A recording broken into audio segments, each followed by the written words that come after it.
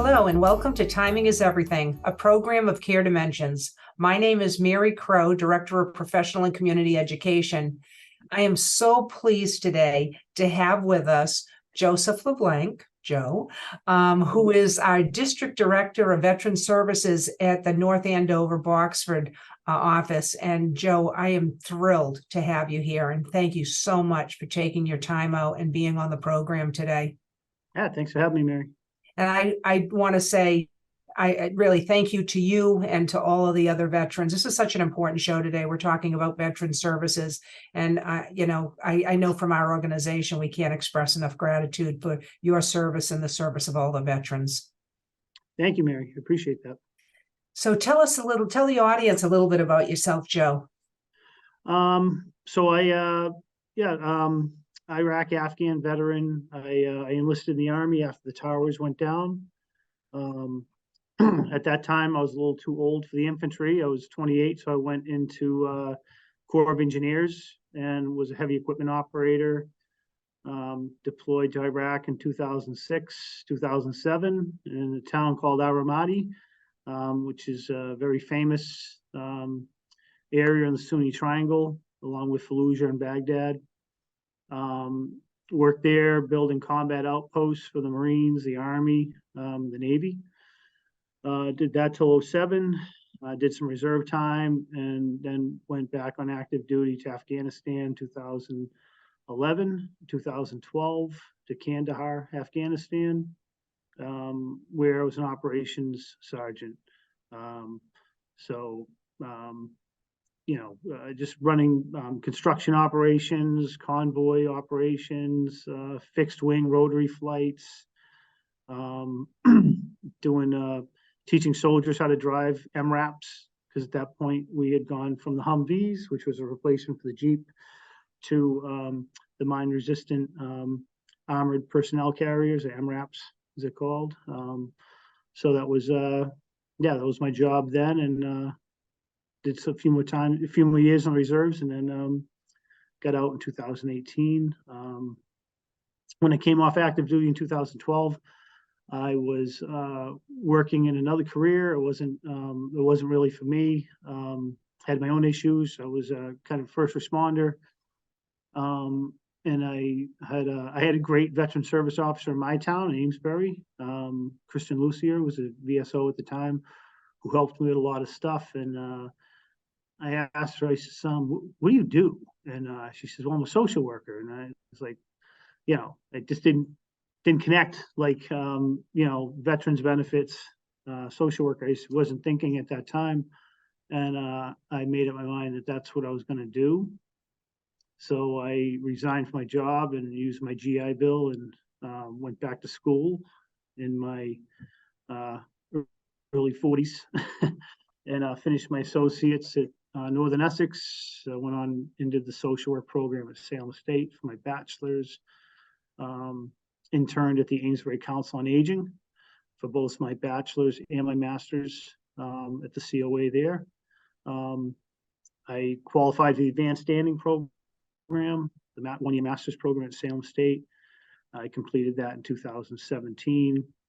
And right when I finished up, there was a VSO who I had worked with on a couple of projects, who was working here in North Andover, Boxford District, who had, he made me aware he was retiring, and I went through the interview process and was hired here in 2018. Oh, that's great. Excellent. Tell the audience, you mentioned VSO, Veteran Service Officer. What does a Veteran Service Officer do, Joe? So veteran service officers are town employees. Per Mass General Law, every town has to have a full-time veteran service officer if the population is over 12,000. So North Andover, it's about 30,000 folks. If the town is less than 12,000, Boxford, then they can join an abutting town and become a district. So myself and my full-time admin, who's another Army veteran, Jillian Kemp, we are part-time employees for the towns of Boxford. In fact, I was there this morning for my office hours at their new senior center. Yeah, veteran service officers, traditionally, what put us in the position is the oversight of Chapter 115 benefits, which is financial assistance, monetary assistance through the state for veterans and for their dependents. So it is income asset driven. We're the only state that has this program.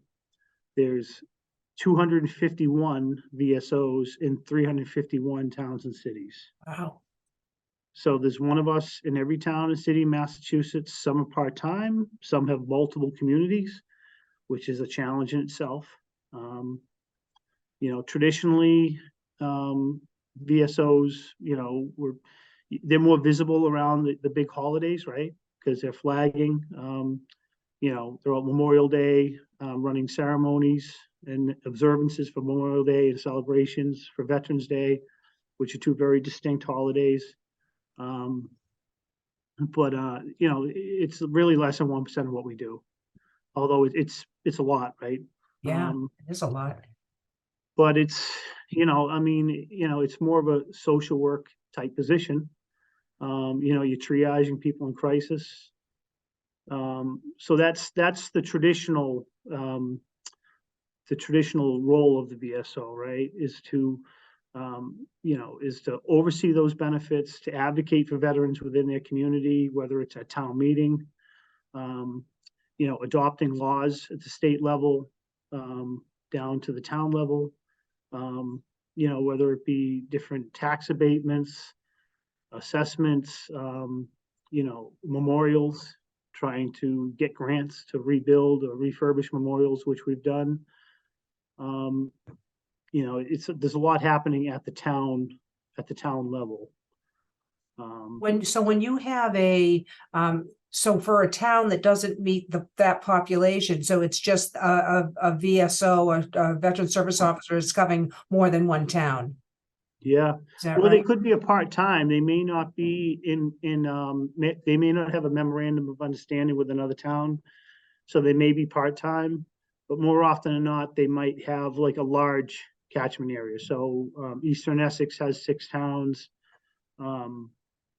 Cape Ann, not Cape Ann, I'm sorry. There's Cape Cod VSO who has 13 communities. Oh, wow. Westford Veteran Services, I think, has 26 Wow. communities. So how do you run a Memorial Day ceremony in 26 ceremonies? Right. 26 ceremonies in 26 towns. Yeah. So it's, it has its challenges, and a lot of towns have veteran councils and things like that. So that's just one part of what we do. Often, if my elevated speech is that, we help veterans and their families navigate state, federal, municipal, and nonprofits. Because the VA stuff is very, very black and white in what they will do and what they will not do. It's very convoluted, right? And then the state stuff is, that runs through us. But then there are nonprofits. There are local veteran nonprofits that have some more discretion as to who they can help. So when I say that, for instance, if you have a reservist or guardsman who wasn't activated, they don't have active federal service. So they're not going to qualify for a lot of things through the VA or through the state because they don't have that active duty. And I can tell you more about that. But so that's another piece to what we do. Yeah. Well, and talk about that distinction, right, between your office and also the Veterans Administration, because I think that's confusing for people about what do Yes. you do versus what do the Veterans Administration do? Sure. So there's a lot of acronyms, right? VSO, Veteran Service Officer. So we are accredited through the state to assist veterans at the state level with state benefits through Department of Veteran Services, Massachusetts, which is now an executive office. As of, I think, 2 months ago, they became an executive office. But we're town employees. So we're dynamic, right? We're overseeing state benefits, but we don't work for the state. We work for the town or multiple towns, right? And we also assist with VA. So we're not all of us. Some of us are accredited through the VA. as national service officers. So you gotta stay with me on this one. So national service officers are accredited through the VA. And it used to be years ago that the VFW, the American Legion, the AMVETS, like all these organizations, and there's a ton of them. The Yep. Military Order of the Purple Heart, there's a bunch of them out there, right? All had national service officers that would assist with claims because it doesn't cost anything to do a claim. Some folks will VSO shop. They'll look around, or they'll hear, well, this guy in the next town over, he did my claim, he's great. Well, you're doing yourself a disservice because there are benefits through the town, through the municipality that you may be eligible for through Department of Veteran Services, or what used to be Department of Veteran Services, that you may be eligible for, that VSO is not going to be, you're not going to be on their radar. Mm-hmm. So some of the things we do every day, we talked about state, federal, municipal, and nonprofits. So every day we're working within the three parts of the VA. So there's three parts, right? The cemetery administration, which is outstanding. The healthcare administration. I mean, we're outside of Boston. It's outstanding, right? You hear some horror stories, but for the most part, they're very good. No other healthcare system has to answer to Congress. And so that's that. And then you got the benefits administration, which is anything money, right? And a lot of times, folks come in the office and we're trying to get them enrolled in healthcare so we can make referrals for other benefits through the VA, right? So whether it's audiology, a lot of times that's what brings a veteran in, right? World War II, Korean War vets, a lot of them, don't file claims. They come in the office, usually looking for help with hearing aids, right? Well, that's a fairly easy thing to help with. All we need to do is get them enrolled, get them primary care, and then they can go directly to audiology at Bedford and get fitted and get hearing aids. And we're lucky in this state, right? In terms of having the healthcare facilities to the degree, right? Because in some other areas, people have to travel pretty far, don't they? Yes. And it's important distinction that so our big hub for our area is Bedford. Okay. And then we have smaller, what they call CBOCs, or community-based outreach centers. So there's one in Haverhill, Gloucester, and Lynn. Okay. The one we work with all the time is Haverhill because it's right there, right? But then there's the Boston VA healthcare system, which is different than the Bedford healthcare system. They're all the same VISN. They call it a VISN 1, but it gets a little wordy there. But they're not the same system. So it gets a little. There's a clinic in Lowell, but it's part of the Boston VA healthcare system.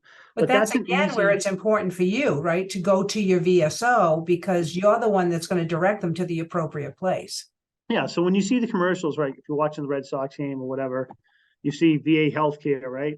But what they don't tell you is that there are income assets or income limits for VA healthcare. And then they prioritize certain veterans as they should. So Vietnam veterans who served at Camp Lejeune, if you just came off active duty, or if you're a service-connected veteran, service-connected meaning that you're getting some sort of disability pay from the VA on the first of the month, tax-free. So that's the VBA, and the VBA is the Veterans Benefits Administration. That's anything money from the VA. And there's all sorts of things that come out of being service connected. So if the veteran is service connected, meaning they're getting a disability pay from the VA, that hires or increases the help they're going to get from the VHA, where the VHA, Veterans Health Administration, and the Veterans Benefits Administration, where they're connected is with the ratings, right? So the higher the veteran service connected rating, the disability rating is, the more they're going to be eligible for through the Veterans Health the Veterans Health Administration, right? VHA. So, for example, if the veteran is rated at 20%, it's going to increase them to a different priority group. The VHA has what they call priority groups. There's 1 through 8, and that's how they figure out how they're going to spend the money they get from Congress. So if a veteran, is at 30%, then the spouse is actually added onto the award, and they get a slightly higher amount. Also, the children are added to the award. At 50%, there's no copays, and they get mileage when they go to appointments. They're supposed to get mileage. This is a hot topic right now within the veteran community. If they're rated at 70%, then they could go into a VA facility or contracted facility with no costs associated with it. It's huge, right?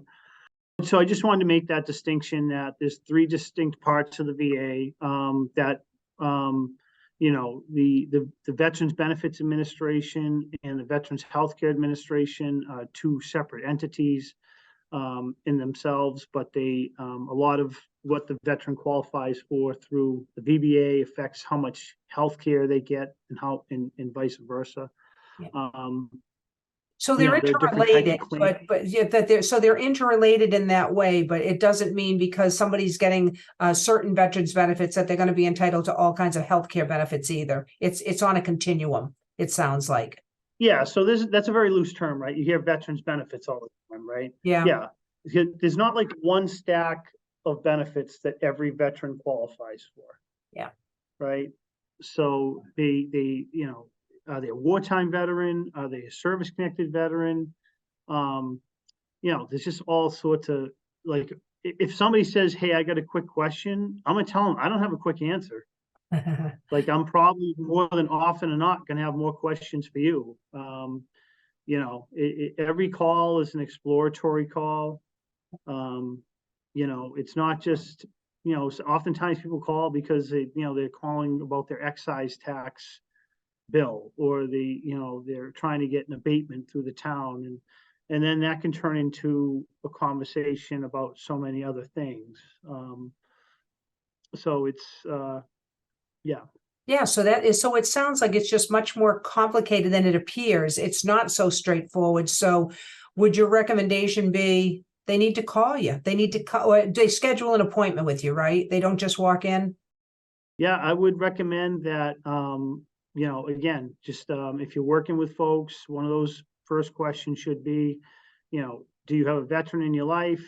If so, have they talked to their veteran service officer? We're the only state that has one in every town and city. It can be as simple as, and then the next question would be, do you have your DD-214, your discharge document? You'll be surprised how many people don't. So they should make an appointment with you though, right, Joe? They should call and make an appointment. They shouldn't just walk in. We do walk-ins, but we have a very small office. If I'm in the middle of meeting with somebody and you walk in, I'm sorry. They made an appointment. I'm gonna have to meet with them. So, it's not that we don't, we don't shy away from walk-ins. It's just, it's gonna be better if I make time to sit down with you and investigate, what it is that I need to work on. Are we talking about a disability claim? Is it because dad's a veteran and dad fell, and you bring him in and we're talking about maybe healthcare and then enrollment, because VA healthcare has changed incredibly over the last 50, 60, 70 years, right? It's not what it was. And you might have a veteran who has an image of what the VA was, and I feel like I'm a VA apologist sometimes. There might be a certain idea of what they think the VA is from 30 years ago, right? 50 years ago. Yeah. And that's not what it is now.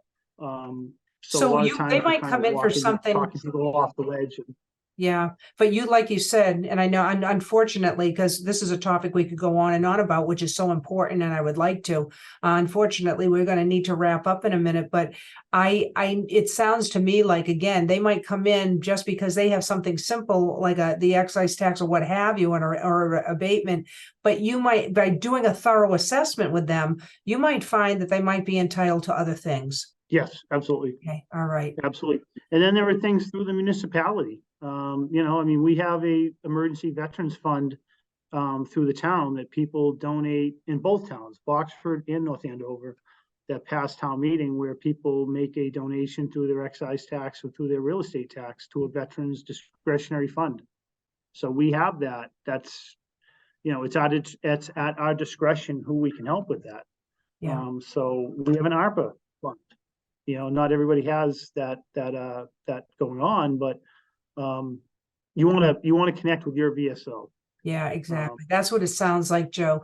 Well, unfortunately, again, we have to wrap up, but boy, I can't tell you how really I'm so impressed with, again, all the work you do, all of the services that you offer. And I really hope that people get out of this, that I hope our veterans, that they call their VSO. I do. I hope they get in touch to see, because they've given so much to this country, and I want to make sure that they're getting all the benefits that they're entitled to. And I'm so grateful that we have veteran service offices like yourself in the communities that can help. Thank you, Mary. Appreciate it. Joe, thank you so much for being a part of this today. And I want to thank our audience for tuning in to Timing is Everything. And I'll look forward to seeing you on future shows. More than ever, it's your sanctuary. But if you're caring for a loved one with advanced illness, it can feel isolating and worrisome. Care Dimensions can help. As Massachusetts' leading hospice provider, you can count on us for guidance, medical care, and support. We follow all COVID-19 safety precautions to protect you and your family, so you don't have to delay getting the care you need. Visit Care Dimensions online or give us a call.